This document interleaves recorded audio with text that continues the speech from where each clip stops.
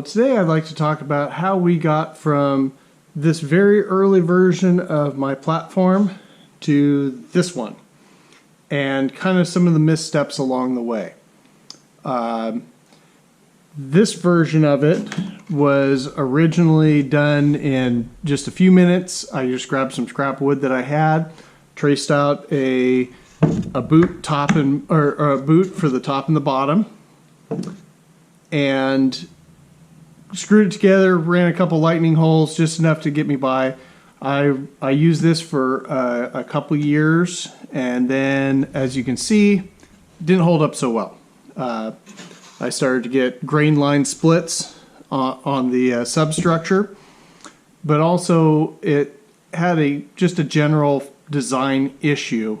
Now, what you're not seeing is there's actually just a work boot that gets screwed to this. It still has a couple of the old screw holes. I just screwed in through the sole to lock it down. And this one is fundamentally the same way, just with some nice leather cladding. Now, there's a two-part problem to this design. One is it's very, very clunky, but also because the footprint is really narrow, you tend to want to roll your ankle. And that is exacerbated by the fact that you got such a big flat surface here.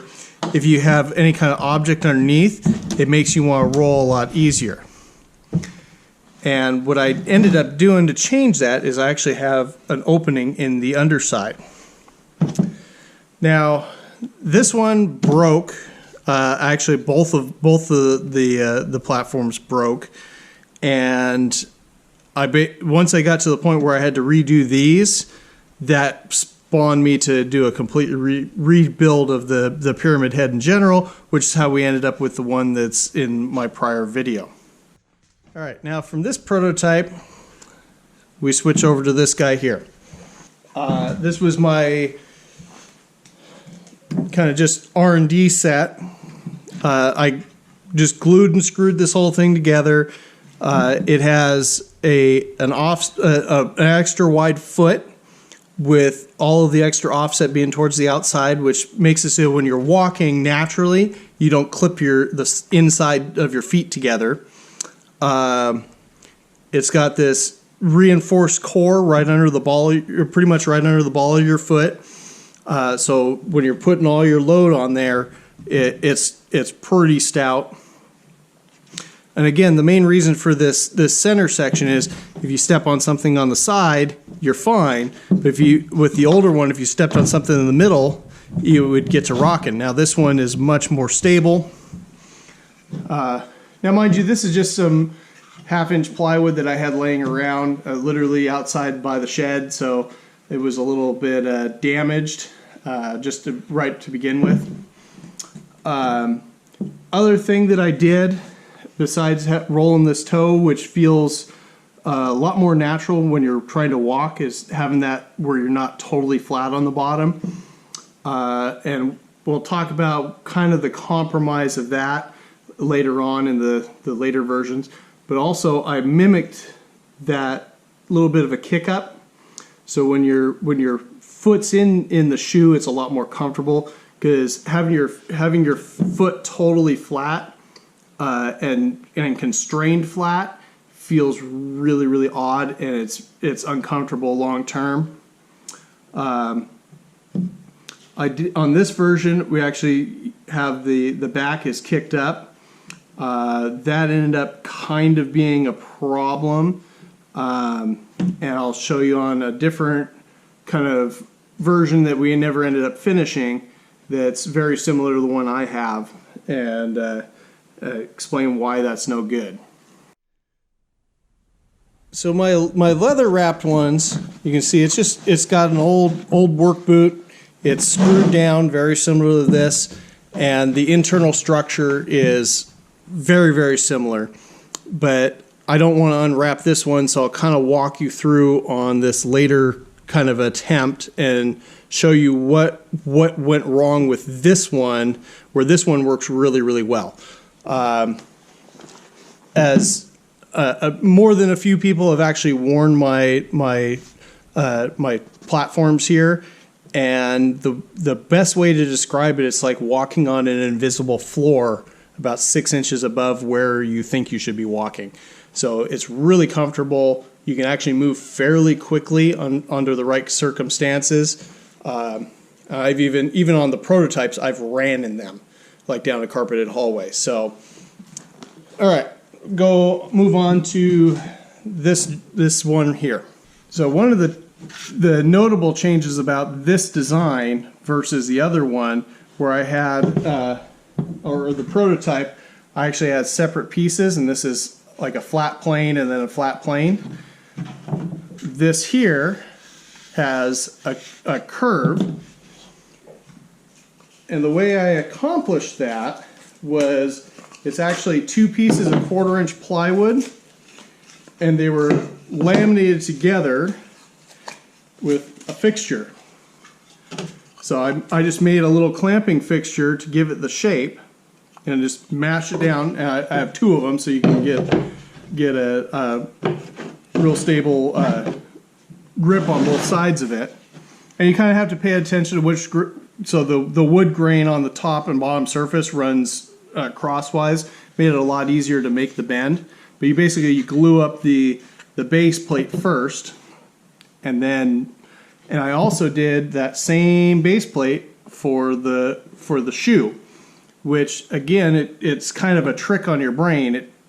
Because your foot is conformed to the shape, your brain just interpolates that that's what the ground is. Now, this angle is kind of important. You want it to where the roll point is right where the ball of your foot is, and that's part of the problem with this one. The foot is actually kicked back just a little bit, and so when you come to rest, you tend to be really unstable because you're resting kind of on this narrow area in the back here, and it's kind of gotten away from us. So this one we ended up just basically never finishing because it was unstable. The other thing is it's a really natural to roll up on your toe here, and if you notice, it kind of hits a hard stop right up there. And if you go too tall, so like most of these are 6 inches tall, if you go too tall or too far back or too far forward, it's going to be really unstable when you're rolled forward. So like the platforms I have, they work really well, just kind of general purpose. I can go, smooth surfaces are a bit of a problem. They really need like a rubberized sole on the bottom, but I can go uphill, I can go on the flats just fine, but downhill, you gotta really be gentle with your foot because you don't have a whole lot of stopping power up on your toe like you normally would. So this one here, it actually has an extra layer of 1/4-inch, like a little dog bone, to just give it a little bit more strength.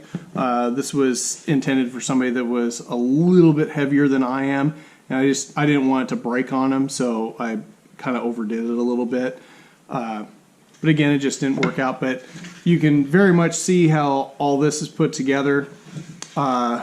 Also, if you notice, you don't see any screws holding these into this core. And that's because this core is also made up of 1/4-inch laminated together. So I screwed in each of these sides from the inside there and then sandwiched this whole thing together, which, it made for a really nice and strong setup. So yeah, you could probably make this entire structure out of 1/4-inch plywood. It just, like these little side wings are the only part that's actually 1/2 inch, and that could just easily be 2 pieces laminated together because they're already laminating together the top plate and the sole plate.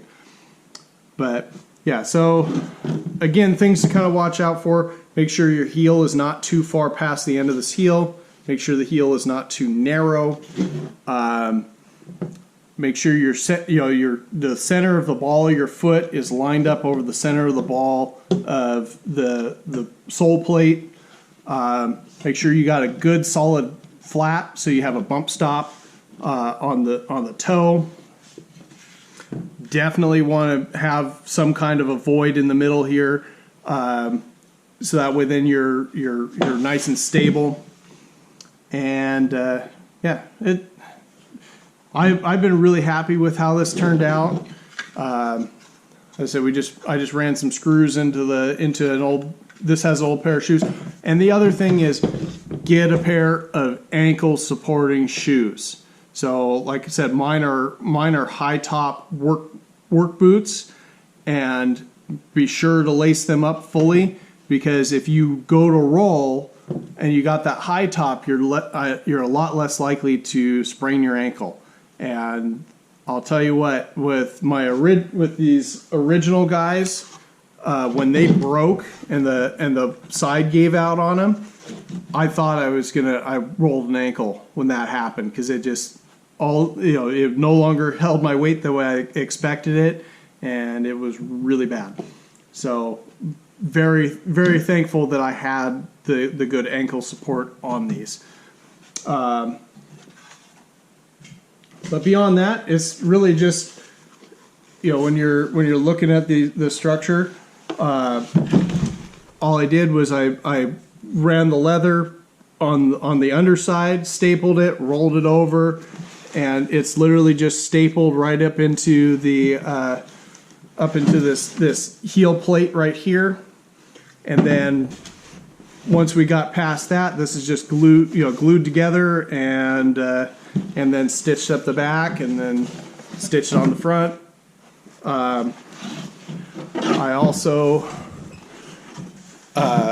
added a snap into the side of it to attach the apron so it would flow really nicely.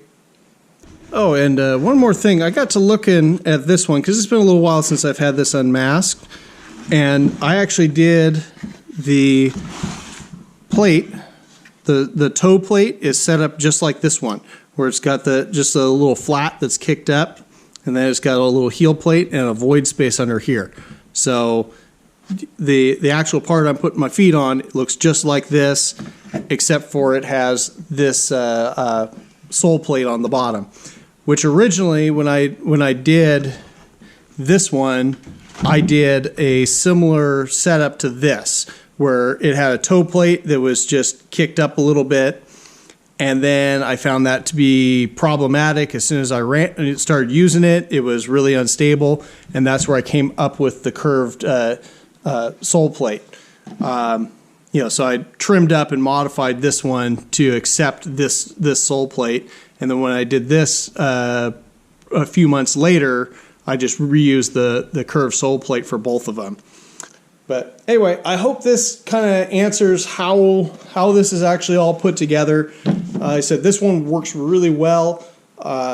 Maybe at some point I'll figure out a better way of doing it, but I'm kind of getting out of doing costumes for myself, so may never happen. Anyway, hope you guys found something good out of this, and catch you next time.